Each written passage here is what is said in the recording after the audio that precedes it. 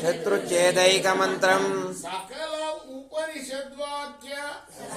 ఉపనిషద్వాక్య సంపూజ్య మంత్రం సంసారోత్తార మంత్రం సముపచిత తమస్సంగ నిర్యాణ మంత్రం సర్వైశ్వైకరేక మంత్రం వ్యసన భుజగ సందుష్ట సంత్రాణ మంత్రం జిహ్వే శ్రీకృష్ణ మంత్రం జప తప సతతం జన్మ సాఫల్య మంత్రం.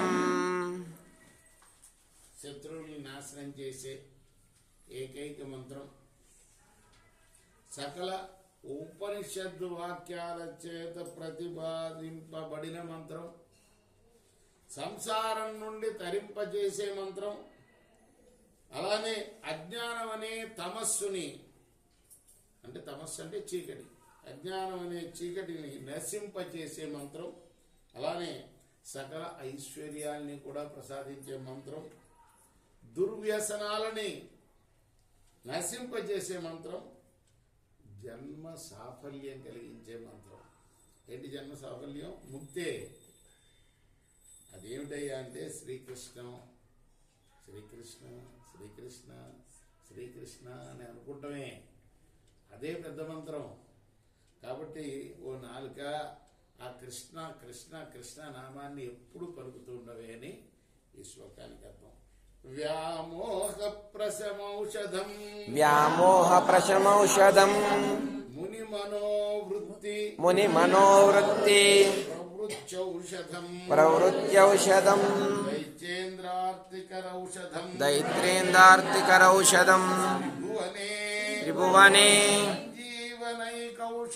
సంజీవనైకౌషధం హితౌషధం భవభయ పద్వంసనైకౌషధం శ్రేయః ప్రాప్తికరౌషధం విభమన శ్రీకృష్ణ దివ్యౌషధం.